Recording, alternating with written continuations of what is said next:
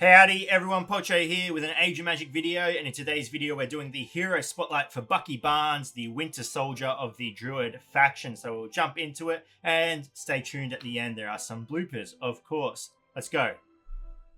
So Bucky, the ranged damager, comes in with 1.7 million hit points, speed 202, not too bad, armor 14k, magic damage resistance 24k, basic damage 157k, critical hit chance 21k, which is, I always say damage dealers should have a bit higher crit chance. It's silly when you see tanks and healers with higher crit chance than damage dealers. I feel like range damage and melee damages should be the highest, and rogues of course. And critical hit damage, or critical damage, 262k. And as usual, here are the more in-depth stats if anyone wishes to pause the video and have a little bit of a look-see. There you go. So we'll go over the abilities now. We'll jump into the arena and we'll show off as much as we can. Going into battle, we have Irma's basic attack. Chakra Bolt damages one target. If the target is a caster, then the attack can't be dodged and the debuffs can't be blocked by Fortitude. If there is a dot debuff cast on the target, then there's a 100% chance it will be extended by one turn, even if Irma performs a support or counter attack. So pretty good that she can attack through support and still apply the extension. It's a bit weird it says cast, because this ability isn't casting a dot. It's just extending a dot duration. So, and it also triggers the Ranger class mark. But we'll go ahead and see what the animation looks like against Ilios, since he is a caster.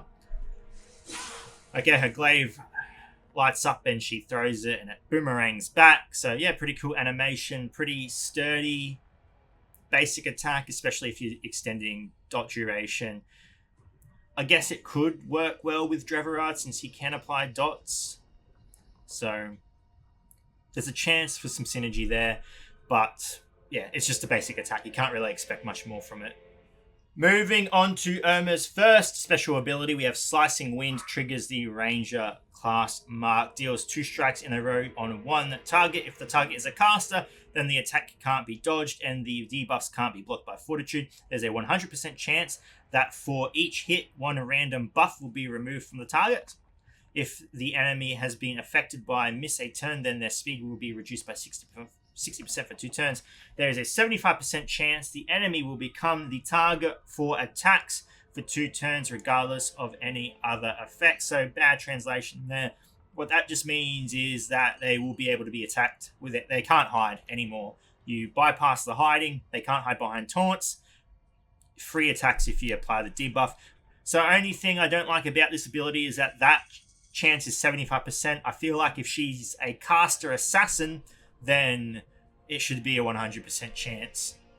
Or at least if you wanted to, I hate saying it, make it that it's increased chance with more druids on the team. Or not even druids, a brotherhood or something. I just don't like 75% even though it's high. But we'll go ahead and look at the animation on the enemy Ilios. Okay, still looks pretty cool. And we applied the debuff, so that's nice. The 100% chance to remove... There is a 100% chance for that each hit, one random buff will be removed. So I'm guessing by the way that's worded is she will remove 2 buffs. So that's pretty nice. To remove buffs is always good, especially if they've got invulnerability or hots on them. To get rid of them, awesome. I like that. And I think overall it's a pretty good move apart from that 75% thing. And to reduce speed as well, if the enemy is missing a turn already, that's nice as well. So overall, pretty nice ability. Moving on to Irma's second special, we have Hurricane Dancer, triggers the Ranger class mark. Damages all enemies. If the target is a caster, then the attacks can't be dodged and the debuffs can't be blocked by Fortitude. All enemies' accuracy drops by 30% for 2 turns. Cast 3 debuffs on all enemies, reducing their chance to dodge by 100%. The target's outgoing damage drops by 25% for 2 turns. So it's a nice ability. I do like it. AoE with a lot of negative effects on the enemy. The only, I guess the buff is that if it's a caster, that the debuffs can't be negated. It would also be nice if the debuffs had a higher percentage if hit against casters. She has been built as a caster assassin, but it doesn't feel like she can assassinate casters. Her damage wouldn't be strong enough as a single character to assassinate casters. Even being able to get that debuff from her other ability is a bit... It's meh. It's really meh. And I'll explain why. I'll explain why when we do an overview of her. But we'll look at what the ability looks like. So we'll go ahead. We'll target Ilios because why not? Obviously, the animation has a bit of a bug in there. But that's because this is test server. An old test server. But there you go. You can see that. Oh, and there you go. Lots of damage coming out on Ilios. So Ilios nearly taken a half HP from a single rotation. And you can see the debuffs on him. Everyone got the debuffs. But of course, Ilios can't negate the debuffs. The only bad thing about this is, of course, Sacrif can just remove all that negative impact you have. But if you're versing a team that doesn't have Sacrif, I mean, that's pretty decent stuff. Damage reduction, always good. Cast 3 debuffs on the enemy, reducing the chance to dodge. So no dodging as well, which is always awesome. Or when enemy's accuracy decreases as well. So a pretty good support attack.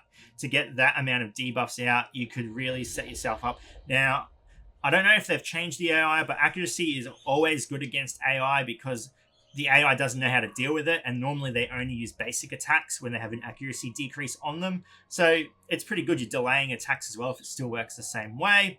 Overall, I like the ability. But like I said, as a ranged assassin against the caster class, doesn't feel like, and this is only from a brief moment of testing, I could be completely wrong, but it doesn't feel like she could properly eliminate a caster.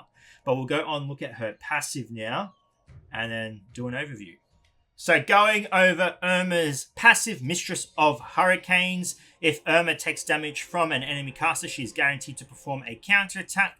It's really nice. If there is no allied caster in the party, Irma's base stats rise by 30%. Irma takes 50% less damage from magic attacks. So some pretty nice stuff there.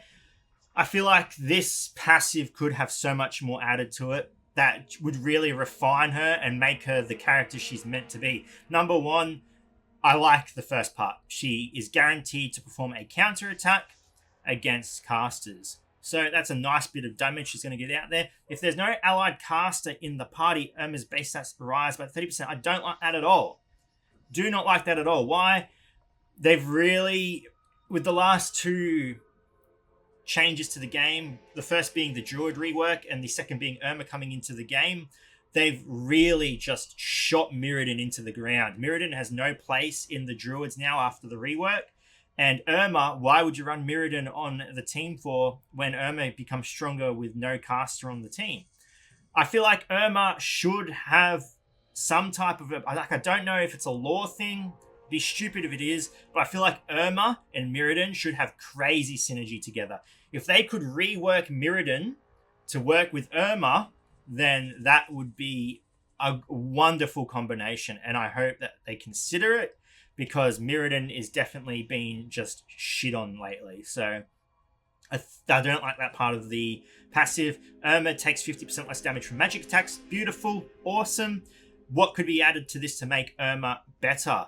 Number one, Irma should be resilient to any type of magic attack. I'm not saying damage. She should still be able to be damaged, but no negative effects should be able to affect her through magic. That means no freezing.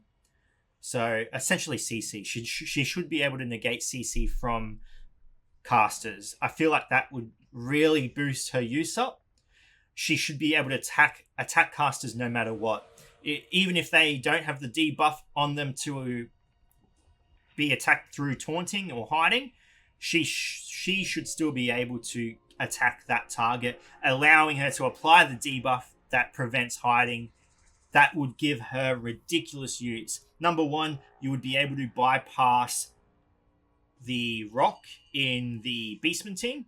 Then you would be able to apply the debuff on the rock, preventing him from being attacked when Sooner taunts, so you would still be able to attack him. That's just my number one thought on the process. She should be a character you use when the enemy team has a nuisance of a caster on it that you need to eliminate. That would boost up her use a lot. At the moment, I feel like she's just missing a few key things to be usable. I'm not saying she couldn't be. I really do not know. Maybe there will be use for her, but I feel like she would be a prime hero, and I'm talking people would spend money on her, like big money, if she worked with Mirrodin. They had crazy synergy, and she was literally just dick in the ass after casters. Like, that's how hard she's on for them. She wants to destroy them. That's what I reckon she should be. But at the moment, it's just she's just a nice damager against casters. How effective? Who knows? Nuke squad maybe, but it's very situational. How you're going to use her, we'll have to find out. Anyway, ladies and gentlemen, thank you so much for watching. If you do have any questions, feel free to leave a comment below. I will answer it to the best of my ability. And wherever you're around the world, until next time, please take care of yourself. So Bucky's hit points come in at 1.7 million. We have speed 202. All right, for a ranged damager, armor 14k, magic damage resistance 20. Cool. So going over Irma's basic ability, we have Chakra Bolt. Jesus. Moving on to Irma's second. It's first.